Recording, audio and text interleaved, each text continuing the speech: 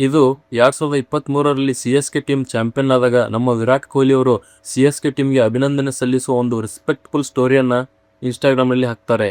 ಇನ್ನು ಇದು 2024ರಲ್ಲಿ ನಮ್ಮ ಆರ್.ಸಿ.ಬಿ ಟೀಮ್ ಪ್ಲೇ ಆಫ್ಸ್ನಿಂದ ಹೊರಬಿದ್ದಾಗ ಸಿ.ಎಸ್.ಕೆ ಟೀಮ್ನ ತುಷಾರ್ ದೇಶಪಾಂಡೆ ಹಾಗೂ ಅಂಬಟಿ ರಾಯುಡು ಅವರು ನಮ್ಮ ಆರ್.ಸಿ.ಬಿಗೆ ಟ್ರೋಲ್ ಮಾಡ್ತಕ್ಕಂಥ ಅವಮಾನ ಮಾಡ್ತಕ್ಕಂಥ ಸ್ಟೋರಿಯನ್ನ ತಮ್ಮ ಇನ್ಸ್ಟಾಗ್ರಾಮ್ನಲ್ಲಿ ಹಾಕ್ತಾರೆ. ಕೇವಲ 2024ರಲ್ಲಿ ಮಾತ್ರ ಅಲ್ಲ, IPL ಸ್ಟಾರ್ಟ್ ಆದಾಗಿನಿಂದನೂ ಕೂಡ ನಮ್ಮ ಆರ್.ಸಿ.ಬಿ ಸೋತಾಗ ಸಿ.ಎಸ್.ಕೆ ಟೀಮ್ನ ಪ್ಲೇಯರ್ಸ್ ಆಗಿರ್ಬೋದು, ಅವರ ಫ್ಯಾನ್ಸ್ ಆಗಿರ್ಬೋದು, ನಮಗೆ ಅವಮಾನ ಮಾಡ್ತಾನೆ ಬಂದಿದ್ದಾರೆ, ನಮಗೆ ಟ್ರೋಲ್ ಮಾಡ್ತಾನೆ ಬಂದಿದ್ದಾರೆ. ಆದರೆ ಅದು ಯಾವುದಕ್ಕೂ ಕೂಡ ನಾವು ಆರ್.ಸಿ.ಬಿ ಫ್ಯಾನ್ಸ್ ಆಗಿರ್ಬೋದು, ನಮ್ಮ ವಿರಾಟ್ ಕೊಹ್ಲಿ ಅವರಾಗಿರ್ಬೋದು ತಲೆ ಕೆಡಿಸಿಕೊಂಡಿಲ್ಲ. ಎಲ್ಲವನ್ನು ಸಹಿಸಿಕೊಂಡು ಬಂದಿದ್ದೇವೆ. ಅಷ್ಟೆಲ್ಲ ಅವರು ನಮಗೆ ಅವಮಾನ ಮಾಡ್ತಿದ್ರು ಕೂಡ ನಾವು ಆರ್.ಸಿ.ಬಿಯನ್ಸ್ ಯಾವತ್ತಿಗೂ ಕೂಡ ಅವ್ರ ಮುಂದೆ ಕಣ್ಣೀರ್ ಹಾಕಿಲ್ಲ, ನಮಗೆ ಅವಮಾನ ಮಾಡಬೇಡಿ ಅಂತ ನಾವು ಕೇಳ್ಕೊಂಡಿಲ್ಲ. ಆದರೆ ಇವತ್ತು ಕರ್ಮ ಅನ್ನೋದು ಸಿ.ಎಸ್.ಕೆ ಟೀಮ್ನ ಕಾಡ್ತಾ ಇದೆ. ನಮ್ಮ ಆರ್.ಸಿ.ಬಿ ಇವತ್ತು ರಾರಾಜಿಸ್ತಾ ಇದೆ.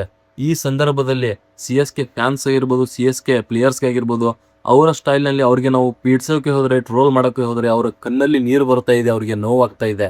ಅದಕ್ಕೆ ಹೇಳೋದು ಸಿ.ಎಸ್.ಕೆ ಟೀಮ್ಗೆ, ಸಿ.ಎಸ್.ಕೆ ಫ್ಯಾನ್ಸ್ಗೆ, ಕರ್ಮ ಅನ್ನೋದು ಯಾವತ್ತೂ ಬಿಡೋದಿಲ್ಲ. ನೀವು ಮಾಡಿದ್ದನ್ನ ನೀವು ಅನುಭವಿಸ್ತಾ ಇದ್ದೀರಾ. ನಿಮ್ಮ ಟೀಮ್ ಎಷ್ಟು ಹೀನಾಯವಾಗಿ ಸೋಲ್ತಾ ಇದೆ ಅಂತ ನೀವೇ ನೋಡ್ತಾ ಇದ್ದೀರಾ. ಇದು ಕೇವಲ ಆರಂಭ ಅಷ್ಟೇ. ನೀವು ಅನುಭವಿಸಬೇಕಾಗಿರೋದು ಇನ್ನೂ ತುಂಬಾನೇ ಇದೆ. Wait and watch.